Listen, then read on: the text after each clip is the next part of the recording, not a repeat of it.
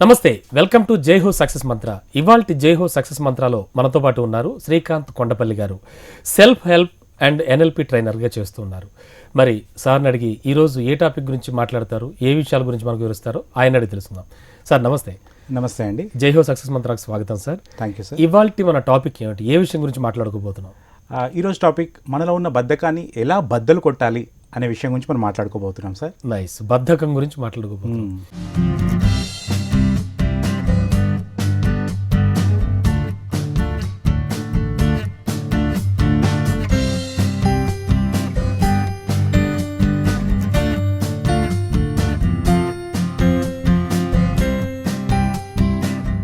Sir, బద్ధకం అంటే నాకు తెలిసి ప్రతి మనిషికి బద్ధకం ఉంటుంది అనిపిస్తుంది. అవునండి, చాలా స్టేజెస్ ని బట్టి ఉండొచ్చు ఐ థింక్. సో బద్ధకాన్ని ఎలా నిర్వచిస్తారు మీరు ఒక ట్రైనర్గా? బద్ధకాన్ని మనం చూస్తే చాలా వరకు ఫిజికల్గా చూస్తాం, అంటే శరీరంగా ఒక వ్యక్తి లేవడానికి ఇష్టపడకపోవడం, ఒక దగ్గరే ఉండడము. కానీ ఇది ఓన్లీ శారీరకంగా ఫిజికల్గా కాకుండా ఒక్కోసారి మన మెంటల్గా కూడా ఉంటుంది. మెంటల్ ఇనర్షియా లాగా కూడా ఉండి కూడా బద్ధకం ఉంటుంది. సో మనము దీన్ని గుర్తించగలగాలి, శారీరకంగా బద్ధకంగా ఉన్నామా, మానసికంగా బద్ధకంగా ఉన్నామా అని. ఈ రెండు వేళల్లో ఉంటుంది. ఈ బద్ధకం అనేది స్టేజెస్ ఎలా ఉంటాయంటారు? అంటే మొదట ఏమైనా బద్ధకం మనిషిని ఆవరించడం అనేది ఒక అంటే స్లోగా, అంటే ఒక స్లో పాయిజన్లో బాడీలో ప్రవేశిస్తుందా, ఎలా అనుకోవచ్చు అసలు అంటే మన మైండ్కి? సో అలా అన్నట్టే చేసుకోవచ్చు అండి. ఎందుకంటే మనం చిన్నపిల్లల్ని చూసామనుకోండి, చిన్నపిల్లలు బాగా బద్ధకస్తున్నప్పుడు ఎక్కడ కనబడరు. ప్రతి నిమిషం చాలా ఎనర్జెటిక్గా వైబ్రెంట్గా ఉంటారు. వాళ్ళు ఆ వయసులో చిన్నపిల్లల్ని చూస్తుంటే ఇంత ఎట్లా ఆడగలుగుతున్నారు, ఇంతసేపు ఎగిరినా దూకినా, ఏంటి వీళ్ళు అలసిపోరు, అసలు ఎక్కడ కూడా ఏం చిన్నది కూడా వాళ్ళని కంట్రోల్ చేయడమే కష్టమవుతుంది. హైపర్ యాక్టివ్గా ఉంటారు. సో పుట్టినప్పటి నుంచి ఎవరికి బద్ధకం లేదు, అది మధ్యలో ఎక్కడో మనం నేర్చుకుంటాము. అలా మనకు అలవాటు అవుతుంది అన్నట్టు. ఆ అలవాటైన స్టేజెస్ ఏ స్టేజ్కి వెళ్ళిందని మనం గుర్తించడం చాలా అవసరం. ఎలా గుర్తిస్తారు సార్, ఎలా గుర్తించాలి మనకి మనం? సో మొదట్లో అయితే ఏమొక్కటి జరుగుతుందండి అంటే, విద్యార్థి దశలో మనకి ఇష్టం లేని పని ఏదైనా పెద్దవాళ్ళు మనం చేయమన్నప్పుడు జనరల్గా ఆ స్టేజ్లో ఫస్ట్ స్టార్ట్ అవుతుంది. అది ఏదైనా ఉండొచ్చు, ఉదయాన్నే లేవడం అయి ఉండొచ్చు, లేదా చదువుకోవడం అయి ఉండొచ్చు, లేదా ఇష్టం లేనిది ఏదైనా తినమన్నప్పుడు అయి ఉండొచ్చు. ఎప్పుడైతే మన ఇష్టానికి అగెనిస్ట్గా ఏదైనా మనం ఇంట్రడ్యూస్ అవుతుందో అప్పుడు మెల్లిగా తెలియకుండానే మన లోపల బద్ధకం కూడా ప్రవేశిస్తుంది. ఆ పని చేయడం ఇష్టం లేదు కాబట్టి. మొదట్లో అది మానసికంగానే ఉండొచ్చు, ఆ తర్వాత ఒక్కసారి అది అలవాటు అయిన తర్వాత శారీరకంగా కూడా అవుతుంది అన్నట్టు. ఆ పనిని తప్పించుకోవడానికి శరీరాన్ని అలవాటు చేసుకుంటుంది. అంటే ఈవెన్ ఇఫ్ రిమోట్ తీసుకోవాలన్నా కూడా లేవలేకపోవడం. ఇప్పుడు చాలాసార్లు చూస్తుంటాము, కొద్దిమంది టీవీ అలా చూస్తూ ఉంటారు. చూస్తున్నప్పుడు అది వాళ్ళకి నచ్చే సినిమా ఏం లేదు, ఏదో సినిమా వస్తుంటుంది, అది చూస్తూ తిట్టుకుంటూ ఉంటారు, అబ్బా అనుకుంటారు. కానీ అక్కడెక్కడ కొంచెం దూరంలో ఉన్న ఆ రిమోట్ని తీసుకొని మళ్ళీ వచ్చి ఛానల్ మారుద్దామంటే కూడా అబ్బా ఇప్పుడు అంత దూరం ఎవరు వెళ్తారులే అని అనుకునే వాళ్ళు కూడా చాలా. అది కూడా బద్ధకం కింద లెక్క. అది కూడా బద్ధకం. ఎందుకు అంటే ఇక్కడ ఇబ్బంది పడుతున్నారు, వాళ్ళకి ఇంకో మంచి సినిమా చూసే అవకాశం ఉంది.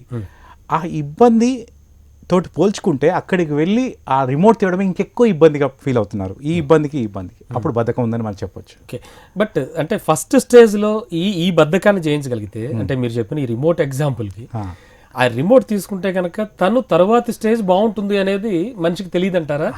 అది ఎట్లా మనం ఓవర్కమ్ చేయొచ్చు? సో ఇక్కడ మనం ఏంటి అంటే, ముఖ్యంగా మన చేతిలో ఉన్నది కాలం. ఒక మనిషికి జీవితం ఉంటేనే కాలం. సో ఈ కాలాన్ని ఎలా వాడుకోవాలి నేను అని ఎప్పుడైతే ఆలోచిస్తాడో చాలా వరకు బద్ధకాన్ని జయిస్తాడు.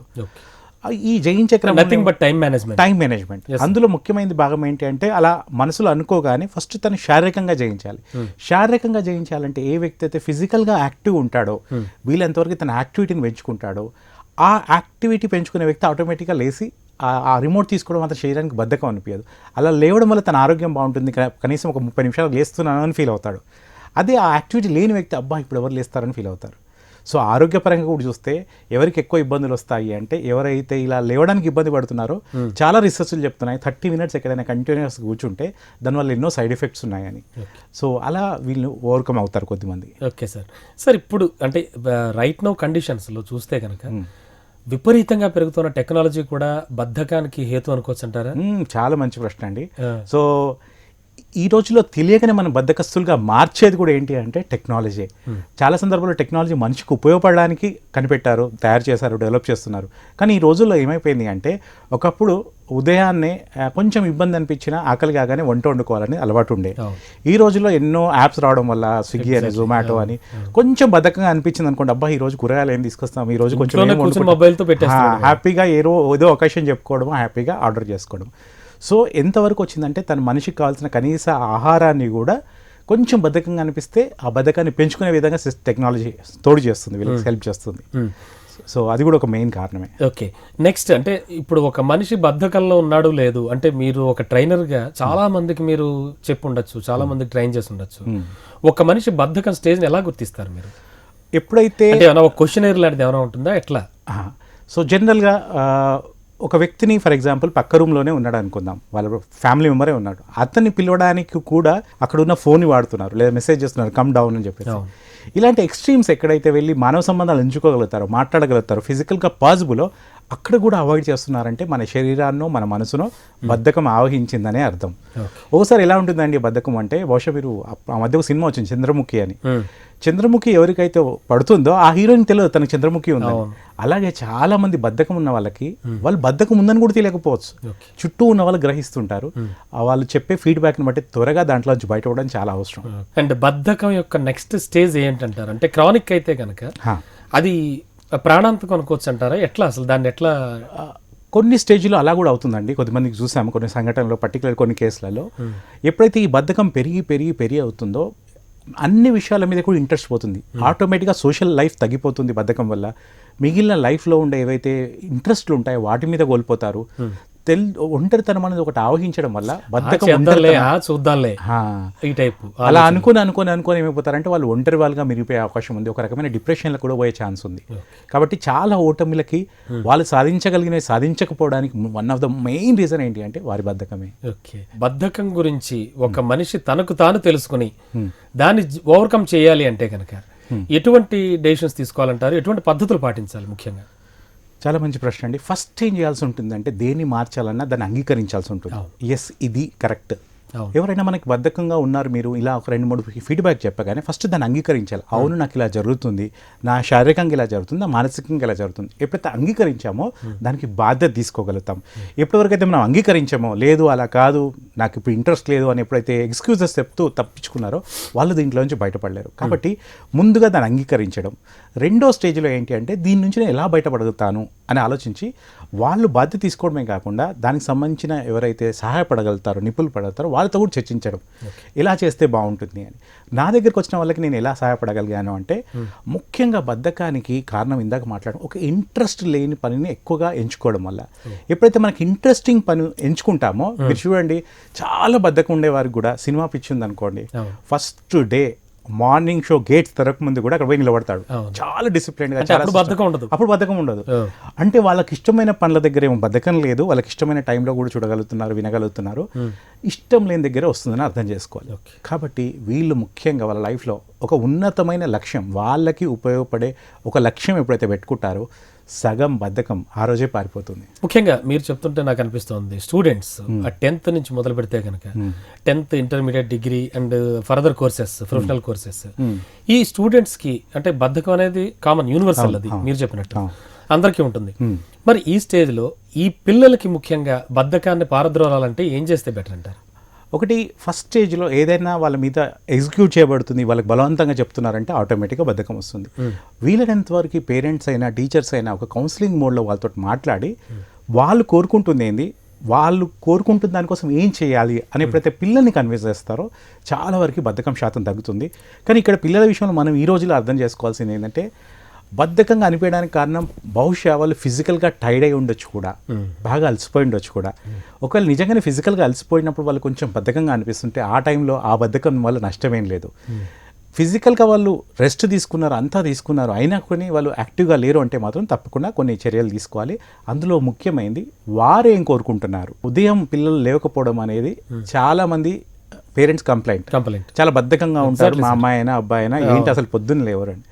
ఒక చిన్న ఎక్స్పెరిమెంట్ ఏం చేసామంటే కొద్దిమంది పిల్లలతోటి పేరెంట్స్ తోటి ముందే కమ్యూనికేట్ చేసి ఆ పిల్లలకి ఏదైతే ఇష్టమైన యాక్టివిటీ ఉందో, ఫర్ ఎగ్జాంపుల్ ఒక పాపకి షటిల్ ఆడడం ఇష్టం, కానీ చదువు అని చెప్పేసి ఆవిడని 4 o'clock 5 o'clock లేపు చదువుకోమంటున్నారు. వాట్ వీ సజెస్టెడ్ ఈ ఫస్ట్ మార్నింగ్ ½ an hour ఆ అమ్మాయికి షటిల్ ఆడే ఛాన్స్ ఇవ్వండి అని చెప్పాము. ఉదయాన్నే లేవగానే ఎవరు లేచినా లేకుండా వాళ్ళ సిస్టర్ తోటి వెళ్ళి షటిల్ ఆడడం స్టార్ట్ చేసింది.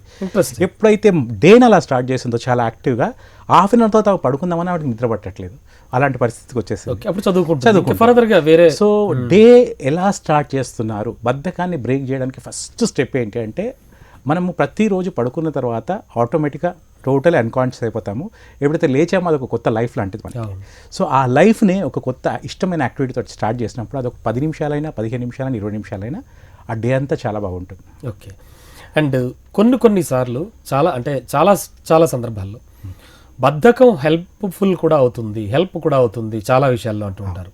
దానికి ఏం చెప్తారు సార్? అది కొన్ని సందర్భాలు ఇందాక మాట్లాడినప్పుడు ఫిజికల్గా బాగా అలసిపోయినా లేదా కొన్ని నిర్ణయాలు ఫాస్ట్గా తీసుకోవడం వల్ల కూడా కొన్ని నష్టాలు వచ్చే ఛాన్స్ ఉంటాయి. అలాంటప్పుడు బద్ధకం టెంపరీగా తప్పకుండా సహాయపడుతుంది. కానీ బద్ధకం రిపీట్ అయింది అనుకోండి, ఆటోమేటిక్గా చాలా నష్టాలకు తీసుకొచ్చే అలవాటుగా మారే ఛాన్స్ ఉంటుంది. కాబట్టి మనం ఏదైతే లక్ష్యం అనుకున్నామో, మనం ఏదైతే సాధిద్దాం అనుకున్నామో దాని రిలేటెడ్ ఆలోచిస్తూ ఉండడం వల్ల చాలా వరకు బద్ధకం తగ్గుతుంది. మేల్స్ అండ్ ఫీమేల్స్కి ఏమైనా డిఫరెన్స్ ఉంటుందంటారా బద్ధకం విషయంలో? కొంచెం ఉంటుందండి. ఎందుకంటే ఒక టిపికల్గా హోమ్ మేకర్ డే షెడ్యూల్ చూసామనుకోండి, తన యొక్క వర్క్ స్టైల్ చాలా డిఫరెంట్గా ఉంటుంది. మార్నింగ్ చాలా ఎర్లీగా లేవాల్సి ఉంటుంది, చాలా రకరకాల పనులు చేయాల్సి ఉంటుంది, మల్టీ డే యాక్టివిటీస్ చేస్తారు.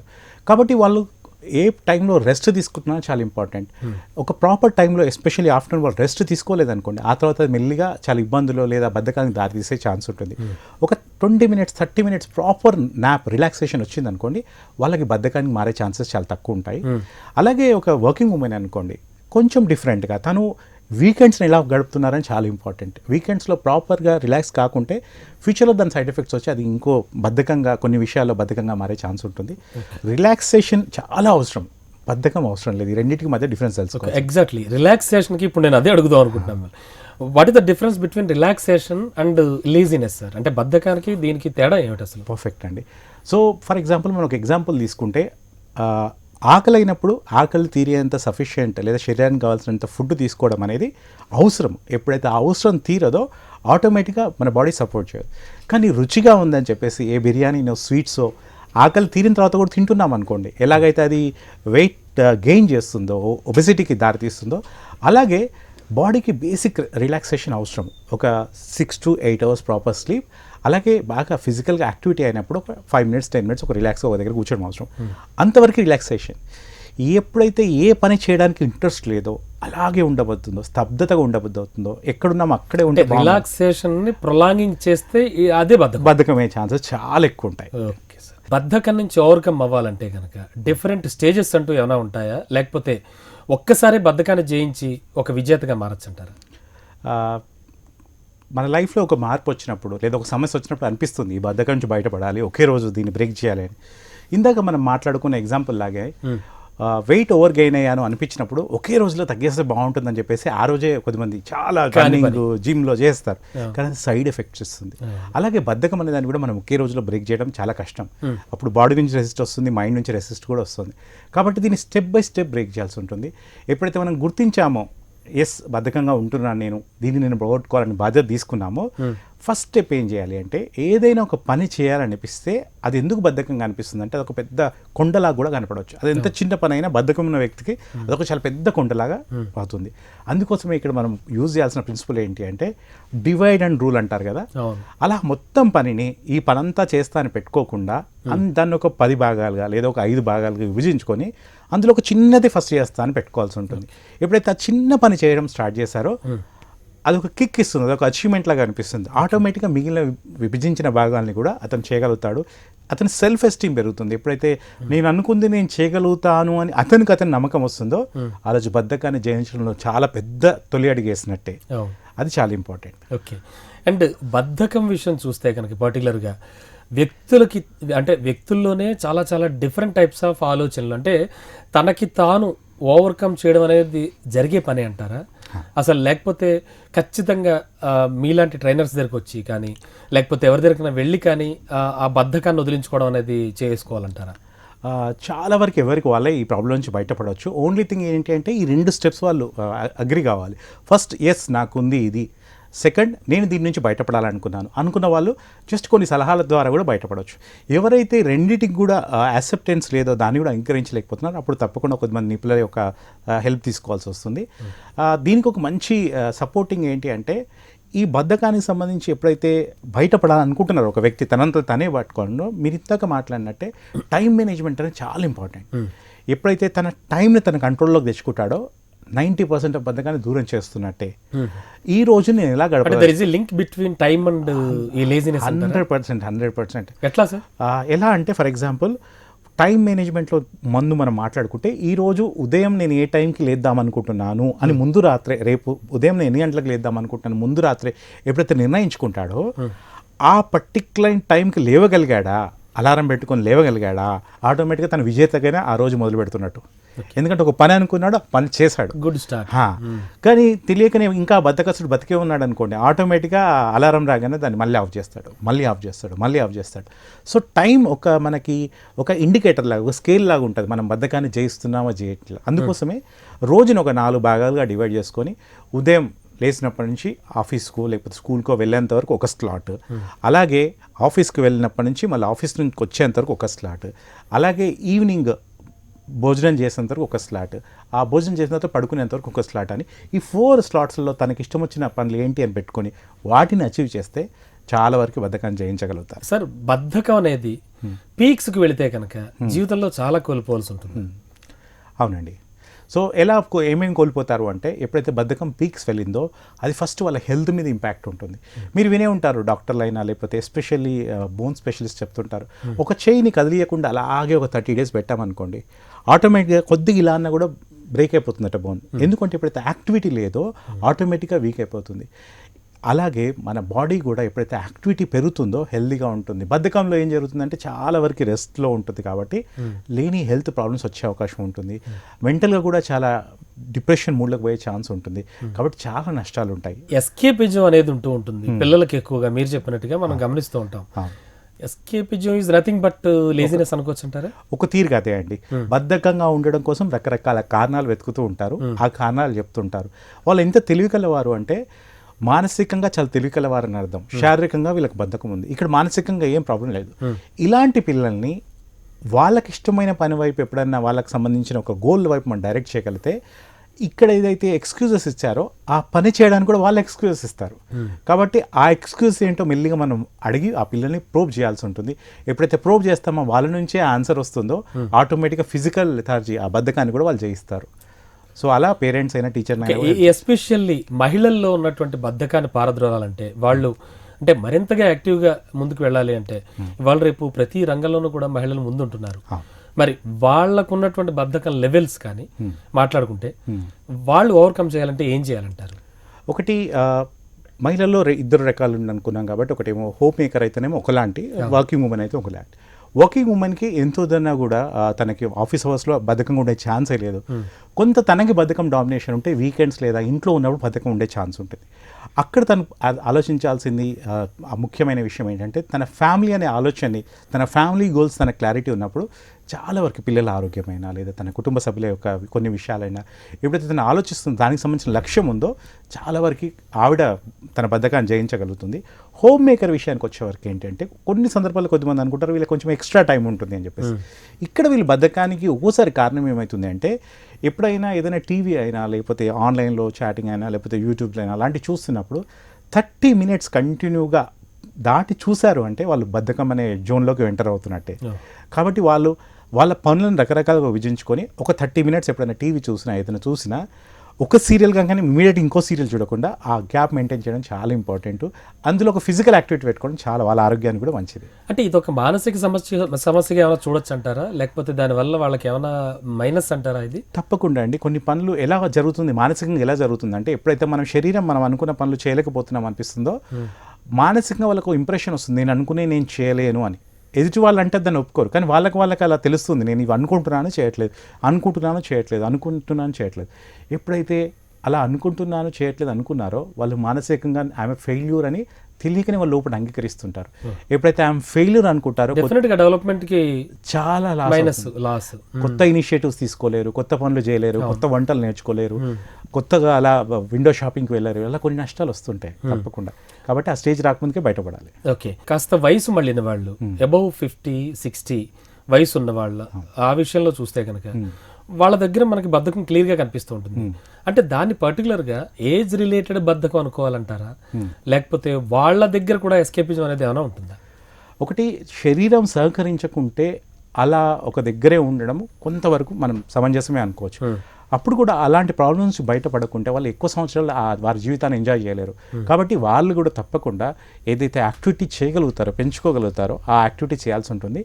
ఆ ఏజ్లో అత్యంత ముఖ్యమైనది ఏంటి అంటే మెంటల్ స్టిమ్యులస్ తక్కువ ఉంటుంది. అంటే వారు పనిచేసేటప్పుడు రకరకాల విషయాలు చూస్తారు, రకరకాల ఆలోచిస్తుంటారు. జనరల్గా రిటైర్ అయినాకైనా వృద్ధులైనాక మైండ్కి ఎక్కువ వర్క్ ఉంటుంది కాబట్టి అప్పుడు రకరకాల పజిల్స్ ఆడడము, స్కూడో గేమ్ లాంటివి, లేకపోతే మైండ్కి సంబంధించినవి ఎన్నో విషయాలు, పిల్లలతో గేమ్స్ ఆడడము, చెస్ ఆడడము, ఇట్లాంటివి చాలా ఇంపార్టెంట్.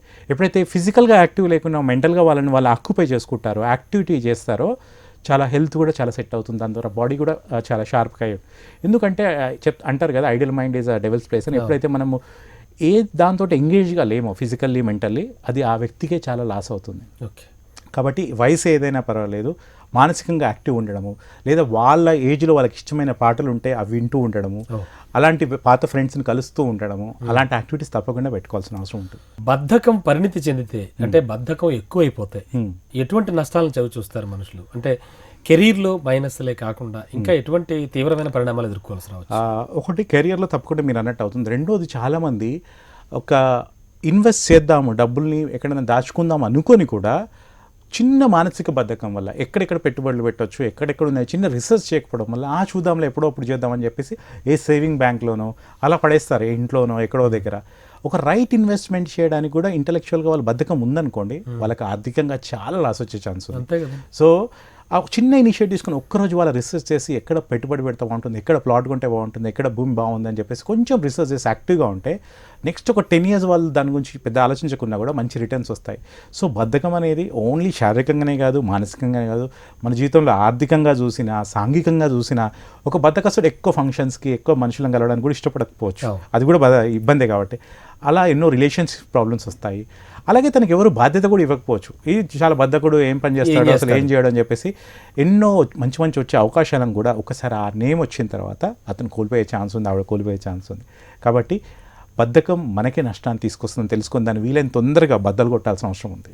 సార్, కొంతమందిని చూస్తూ ఉంటాం సమాజంలో, అంటే కార్యశూరులు, కార్యారంభకులు, ఇలా అంటే ఒక పనిని తలపెట్టినప్పుడు కొంతమంది ఖచ్చితంగా పూర్తి చేస్తారు, కానీ వాళ్ళు తలపెట్టడానికే లేజీనెస్ వస్తుంది, వాళ్ళకి బద్ధకం అడ్డుపడుతుంది వాళ్ళకి. సో అంటే ఈ బద్ధకం అనేది వీళ్ళ దృష్టిలో చూసినప్పుడు ఎలా డిఫైన్ చేయొచ్చు అంటారు? దీన్ని వాళ్ళు ఎలా ఓవర్కమ్ చేయొచ్చు? సో ఇలా బద్ధకం వల్ల ఏదైతే పని చేయలేకపోతున్నారు, ఏదైతే చేయాలనుకుంటున్నారో చేయలేకపోతున్నారు, దాన్ని ముందు ఒక 2 ప్రశ్నలు వేసుకుని అనలైజ్ చేసుకోవాల్సి ఉంటుంది. ఫస్ట్, ఈ పని చేయడం వల్ల నాకేం లాభం అని ఎప్పుడైతే లెక్కలు వేసుకొని దానికి సంబంధించిన బెనిఫిట్స్ అన్ని రాసుకుంటారో, ఆలోచిస్తారో, ఆటోమేటిక్ కొంత మోటివేషన్, ఇంటర్నల్ మోటివేషన్ వచ్చే ఛాన్స్ ఉంది. అలాగే ఒకవేళ నీ పని చేయకుంటే నాకు వచ్చే నష్టాలు ఏంటి అని కూడా ప్రశ్నించుకున్నారనుకోండి, దీనివల్ల కూడా చాలామందికి ఒక రకమైన పెయిన్ మోటివేషన్ అంటాం. అరే నేను ఈ పని చేయకుండా నాకు ఈ లాస్ ఉంది అని ఎప్పుడైతే తన దగ్గర కారణాలు కనబడ్డాయో ఆటోమేటిక్గా తను కూడా మోటివేట్ అవుతారు. సో 2 రకాలండి మనుషులు. కొద్దిమంది ఏదైనా లాభం ఉందంటే పని చేస్తారు, కొద్దిమంది ఏదైనా నష్టం ఉందంటే చాలా బాగా పనిచేస్తారు. సో ఆ వ్యక్తి ఎలాంటి వ్యక్తి ఫస్ట్ అతను గ్రహించాలి. నేను లాభం ఉందంటే బాగా చేస్తానా, నేను నష్టం ఉందంటే బాగా చేస్తానా. నేను చూసిన దాంట్లో 10 మందిలో దాదాపు 6 నష్టం ఉందంటే ఇమ్మీడియట్గా యాక్షన్ తీసుకుంటారు. ఏదైనా లాభం ఇంకేదైనా వస్తుంది, నీకు ర్యాంక్ వస్తుందంటే పర్లేదు, రాకున్నా పర్లేదు అంటారు. సో మనం ఏ టైప్ అనేది ఆ రెండిట్లో చూసుకోవడం ఇంపార్టెంట్. అత్యంత ముఖ్యమైనది, ఒక బ్రహ్మాస్త్రంలాగా పనిచేసేది బద్ధకానికి ఏంటి అంటే, మీ లైఫ్లో మీరు ఇష్టపడే, మీరు బాగా అడ్మైర్ చేసే ఒక రోల్ మోడల్ని ఎంచుకోవడం చాలా ముఖ్యం. మీకు బాగా నచ్చిన వ్యక్తి ఎవరు, ఆ వ్యక్తి మీరు అనుకునే ఫీల్డ్లో ఎలా ఉన్నాడు, ఎంత సక్సెస్ఫుల్ ఉన్నాడు, ఎలా ఉన్నాడు అని ఊహించి ఆ వ్యక్తిలాగా నేనవుతే ఎలా ఉంటుంది అనేది, ఆ వ్యక్తి లాగా మనల్ని మనం ఎప్పుడైతే ఊహించుకుంటామో, మనల్ని మనం ఎప్పుడైతే దర్శించుకుంటామో, మన మనసులో ఆ కళల ప్రపంచంలో మనం ఉన్నట్టు అది అవుతున్నట్టు చేస్తే ఇంటర్నల్ మోటివేషన్, ఒక కిక్ వస్తుంది. దాంతో ఆటోమేటిక్గా ఎలాంటి బద్ధకాన్ని జయిస్తాడు. కాబట్టి ఒక మంచి లక్ష్యం ఉండి ఆ లక్ష్యాన్ని సాధించిన వ్యక్తిగా మనల్ని మనం ఊహించుకోవడం అన్నిటికీ ఒక మంచి పరిష్కారంగా నిలబడుతుంది.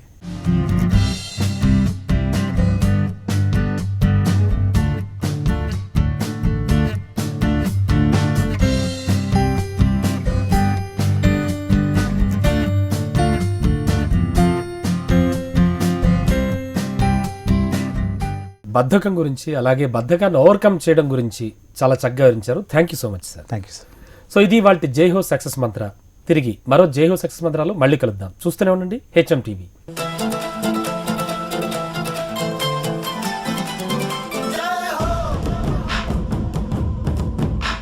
ఉపన్యాస కళలో మీరు నిష్ణాతులు అవ్వాలనుకుంటున్నారా? అయితే మీ కొరకే వక్త. వివరాల కోసం సంప్రదించాల్సిన ఫోన్ నంబర్ 9553586062.